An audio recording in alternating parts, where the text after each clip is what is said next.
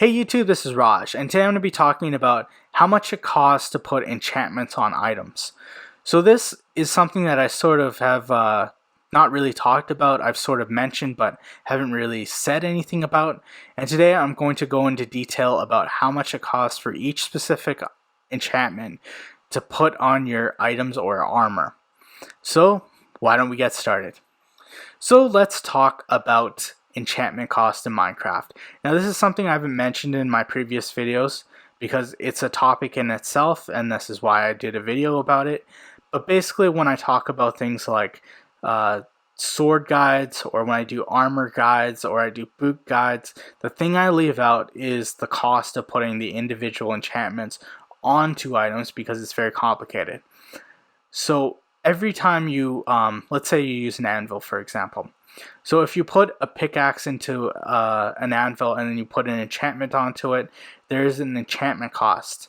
Now this enchantment cost is based on the cost of that individual enchantment to put it on the item. So this is pretty much what I'm explaining in this video. As you can see by this table, there are a lot of enchantment costs and they vary from each item. So how I'm going to explain this is the enchantment, this is the maximum level of the enchantment, and this is the multiplier. So the easiest way to explain this is with something like protection, the maximum level is obviously 4, the multiplier is 1. So the enchantment cost to put something like protection onto a chest plate would be 4. So most of these are pretty straightforward. So fire protection is the same, feather falling is the same, blast protection is the same, projectile. Thorns is different. So thorns is actually one of the most costly enchantments to put on items. So it costs, the maximum level is 3 and the multiplier is 4. So it actually costs 12 to put thorns onto your armor. I think that's the most of any too. So respiration 6, as you can see there's 2 multiplier and 3. Not sure why I did Roman numerals and then normal numbers. Depth Strider 3 and 2, so 6. Aqua Affinity 2. Sharpness. Most of these are pretty standard. So as you can tell, a lot of the multipliers are just 1. So it doesn't really cost that much. I mean, I would say Bane of Arthropods 5 is not that expensive. Knockback is only 2. Fire Aspect is 4, so still not that much. Let's see, looting 6. That makes sense because looting's pretty good. Efficiency is only 5, which is good. Silk Touch is only 1 level, but the multiplier is 4, so it costs 4. Still not that much really. Unbreaking is 3. Fortune's a little more, so Fortune is 3 plus 2, but it's a really good enchantment. Let's see, Power is 5 and 1. Punch is 4. Let's see if there's any interesting ones. So, well, I mean, Affinity is interesting because it only has 1 effect. So it's 1 and then 4, so it costs 4. Luck of the Sea is pretty expensive, 6. Lure 6 also. Frostworker is 4. Frostwalker is 4. Mending's pretty cheap at only 2. Curse of Binding 1 and 4. So that's kind of expensive, 1 and 4. Impaling, Riptide is 6, not bad. Loyalty 3. Most of these are pretty standard, as you can see. So 6 for Sweeping Edge. So I'm also gonna put a Minecraft wiki link so that you can look at this table. But as you can see, most of the enchantments don't cost that much if you just put that on it. So the things to consider, I think I'm going to show you here. Let me quickly do this. So I have 4 books and a pickaxe. So just to illustrate how this works, so Unbreaking 3. So as you can tell, Unbreaking 3 is the maximum level is 3 and the multiplier is 1. The other thing to consider is that the prior work penalty also adds to the enchantment cost. So if these items have been worked on before, it'll increase the enchantment cost. So you have an Unbreaking 3 diamond pickaxe with that has been worked on once. So if we put fortune on, fortune is 3 and the multiplier is 2, so that costs 6. And I should also explain how the anvil works quickly. So this is the target and this is the sacrifice. So you are sacrificing this item into that one. So if you want to know how the calculation works, it basically this is based more on this. The only thing that from this that can increase the cost is if it's been reworked before. So it has been reworked once, as we did previously, so it adds 1 to this. So this would be 6 and then 1 from there, so it comes out to 7. Okay, to make it more complicated, let's combine 2 books. So I'll quickly show you because this is interesting.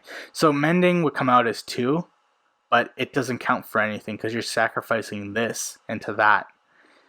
So this is 5, and neither of these have been worked on before.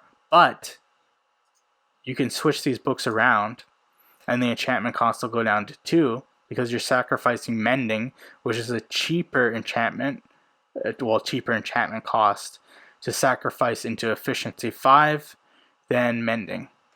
So you get a book that has efficiency 5 and mending on it. So just to keep in mind before I do the next step, so this has been worked on twice. So it'll have a penalty of 3, I believe. And this has been worked on once. So I'm just going to quickly do the math. So to see if I'm right. So this has been worked on before, so it'll be 3 for the prior work penalty. Okay, so this has been worked once, so it'll be 1 for the prior work penalty, so that goes up to 4. The efficiency 5 is 5, and then the multiplier is 1, so it comes out to 5. The mending is level 1 is the maximum, and the multiplier is 2, so you get 7. And then 7 on top of the prior work penalties, it should come out to 12. Oh, 11. I wonder how I got that wrong. Well, I probably got the prior work penalty wrong because I tend to do that. So it was probably 2. So 2, 1, those prior work penalties are 3. And then 5 and 2, 7, 10. No, I was right. Because it was 4 for the prior work penalty and then 7 for the enchantments. And as you can tell here, you get a pretty good pickaxe out of that. And I hope that gives you a good explanation of how the enchantment costs work, and especially how enchantments are calculated in this equation. So that was the enchantment cost for Minecraft, or what it costs to put enchantments on items in the anvil. So basically the idea of this video was to make it clear what that enchantment cost is when you have an anvil. So when you have a bunch of books and you're combining them together, how the costs work, so at least you can understand how the enchantment costs work, and take into account the prior work penalty. I've done a video on that, and you should have a good idea of the costs of how much you're spending. So I'm going to do more videos explaining how the costs work for enchanting so that you have a clear idea. It's kind of a complicated thing if you have a lot of enchantments and you're trying to put all the enchantments onto an item, but hopefully I can help you make it a little easier. So just so a quick summary so I don't go into a huge thing about this video. Just be aware of the enchantment cost of the individual enchantment, the way you're putting them into specific orders, so which one's in the target and which one's in the sacrifice. Usually you can just play around with it and see which one is cheaper. And also be aware of the prior work penalty, because if you are not paying attention to the prior work penalty, you could create an item that basically costs too much to put enchantments on or repair, and it just becomes completely useless, and you probably wasted your enchantments or your enchantment levels. So just be aware of that kind of stuff. So I hope this video was helpful. I'm just going through everything in enchanting in Minecraft so that you have a good idea of that aspect of Minecraft, and then hopefully I'll go into a different part of Minecraft. So if you like this content, please give me a like.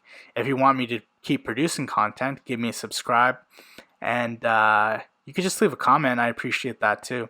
And stay classy, YouTube. This is Raj.